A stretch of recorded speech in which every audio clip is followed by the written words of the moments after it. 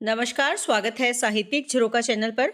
आज हम करेंगे गजानन माधव मुक्तिबोध की कविता कहने दो उन्हें जो ये कहते हैं। ये कविता का भाग 3 है। 2 भाग मैं इसके पहले करवा चुकी हूँ क्योंकि एक लंबी कविता है, तो उनका लिंक वीडियो के डिस्क्रिप्शन बॉक्स में डाल दूंगी, तो वहां से कर सकते हैं। आज हम इसका भाग 3 करेंगे, तो आइए देखते हैं कवि यहाँ पर क्या कहते हैं कि तुम्हारे पास हमारे पास सिर्फ एक चीज है।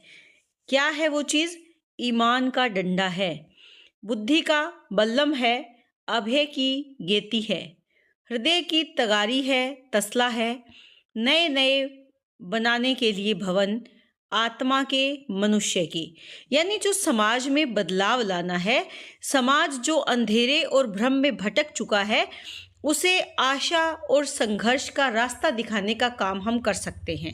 और उस काम को करने के लिए हमें क्या करना होगा? जो भयावह व्यवस्था, पूंजीवादी व्यवस्था जो हमारे चारों तरफ बन गई है, जिसके कारण मानवीय भाव खत्म हो चुके हैं, समाप्त हो चुके हैं, उस व्यवस्था से लड़ने के लिए हमारे पास जो वास्तविक ताकत होनी चाहिए वो ताकत है। तो कवि यहाँ पर कहते हैं कि हमें इन परिस्थितियों से लड़ने के लिए न सत्ता की आवश्यकता है, न धन की आवश्यकता है, ना ही चकाचौंध भरी सफलता की आवश्यकता है। इसी सफलता के बारे में ये कविता शुरू हुई थी, जिसमें कवि कहते हैं कि इस सफलता की चकाचौंध, जिसे पूर्णिमा की चांदनी कहा है, इस चकाचौंध को प्राप्त करने के लिए जो लोग हैं वो अलग अलग प्रकार के रास्ते अपनाते हैं, मार्ग अपनाते हैं जो भ्रष्टाचार से परिपूर्ण है। लेकिन लेखक या कवि इस मार्ग पर नहीं चलना चाहते।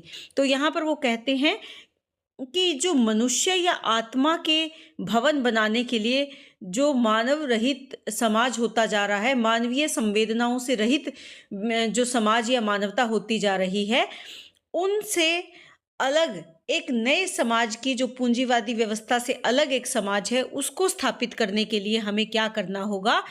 ईमान का डंडा, ईमान यानी नैतिकता या सच्चाई पर अडिग रहना होगा। तो यहाँ पर ईमान क्या है?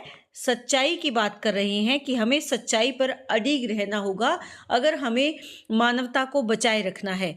बुद्धि का बल्लम है, यानी विवेक है हमारे पास। इसके साथ साथ तर्क शक्ति है, जिससे हम सवाल कर सकते हैं। अभय यानी डर से रहित, डर से मुक्त होकर अन्याय तोड़ने की हमारे पास गेती है, यानी साहस है। अन्याय से लड़ने की हमारे पास शक्ति है। डर से मुक्त होकर अन्याय के विरुद्ध आवाज उठाने की हमारे पास साहस है। हृदय की तगारी है, तसला है। तगारी और तसला से विप्राय यहाँ पर क्या है? जिसमें सामग्री को डाला जाता है वो क्या होता है? तसला होता है। जो हमारा हृदय है वो तसले के समान है, जिसमें क्या है, क्या सामग्री है? उसमें करुणा है, करुणा या संवेदना, संवेदना कह सकते हैं, संवेदना और मानवीय प्रेम है। हमारे हृदय रूपी तसले में करुणा है, प्रेम है, संवेदना है, यानी भावों से युक्त है। और इसी से हम नए नए महल बना सकते हैं, भवन बना सकते हैं। किसके भवन? जो आत्मा से युक्त हो, जो मनुष्य के हों, यानी भावों से युक्त महल हम बना सकते हैं। तो यहाँ पर कवि के कहने का भाव क्या है कि अगर मनुष्य को बचाना है तो यहाँ किसी भारी हथियार की आवश्यकता नहीं है, बल्कि किसकी आवश्यकता है?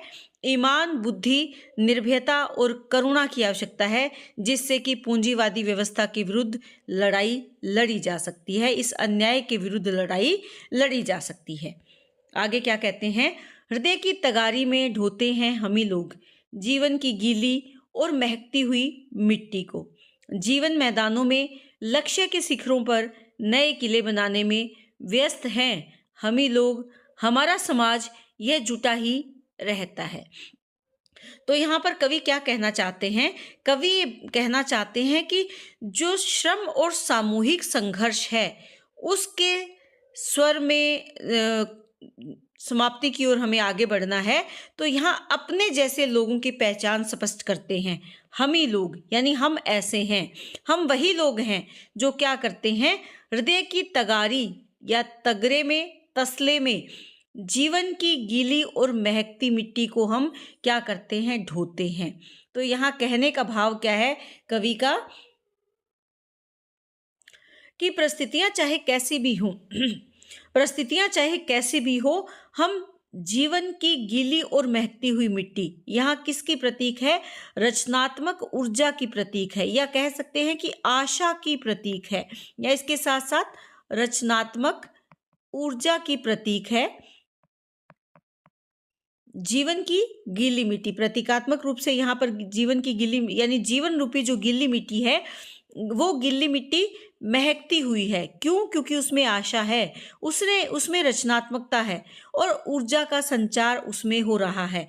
इसी से हमारे जीवन रूपी जो मैदान है उनमें लक्ष्य के जो हमारा उद्देश्य है उनके शिखरों पर क्या करते हैं? नए किले बनाने में। नए किले यहाँ पर क्या है?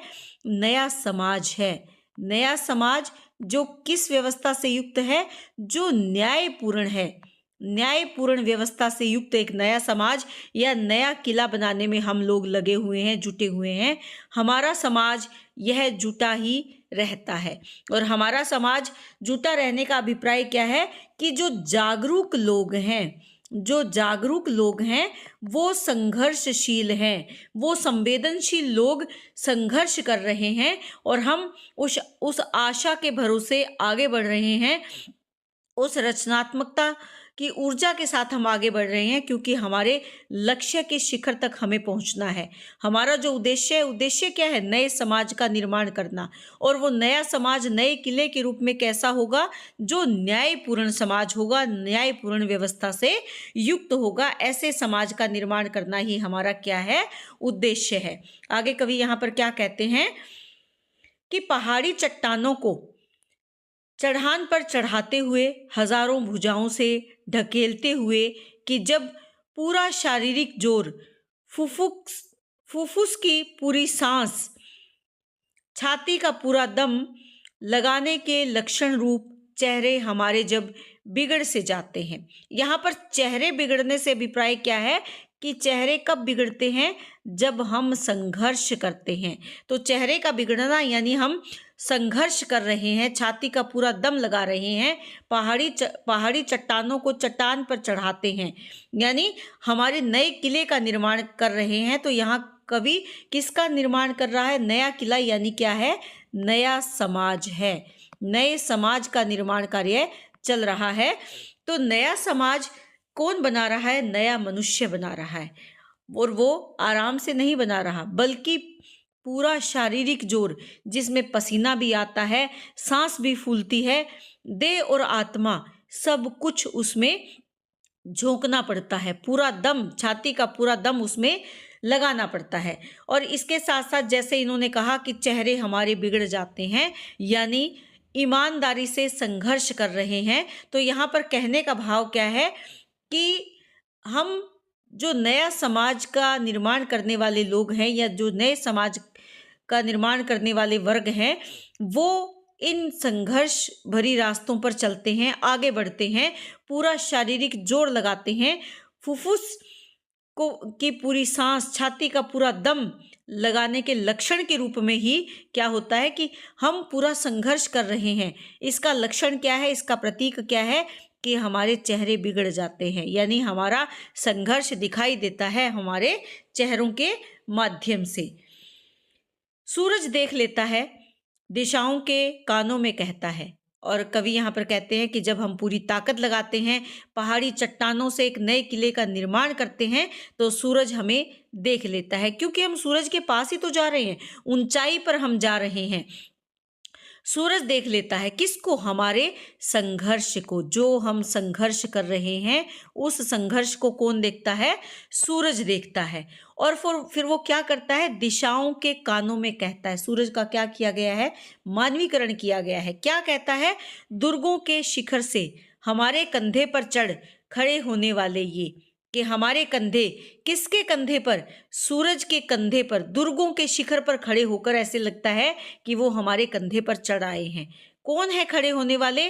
दूरबीन लगाकर नहीं देखेंगे कि मंगल में क्या क्या है। ये वो लोग हैं जो मंगल ग्रह में दूरबीन से नहीं देखेंगे कि क्या है, यानी वे काल्पनिकता से दूर है, कल्पना से दूर है। किसके नजदीक है? वो वास्तविक है, या जो वास्तविक परिस्थितियां हैं उनके उनके सम्मुख है।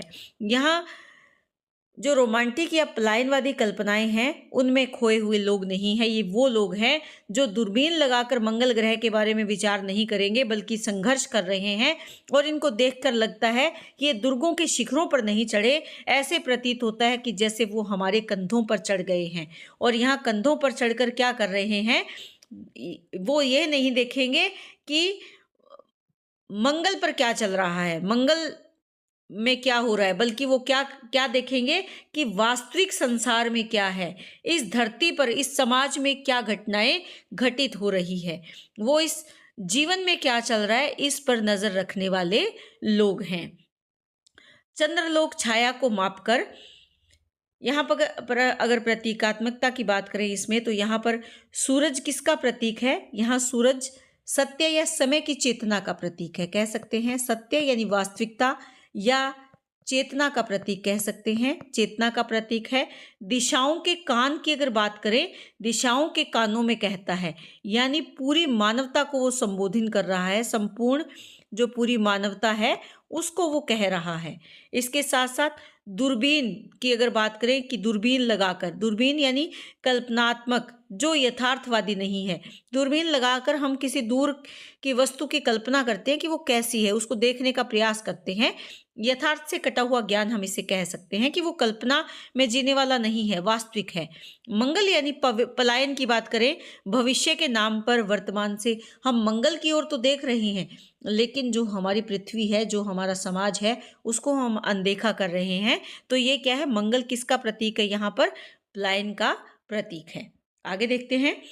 चंद्रलोक छाया को मापकर वहां के पहाड़ों की ऊंचाई नहीं नापेंगे, वरन स्वयं ही वे विचरण करेंगे इन नए नए लोकों में। देश काल प्रकृति सृष्टि जेताइए।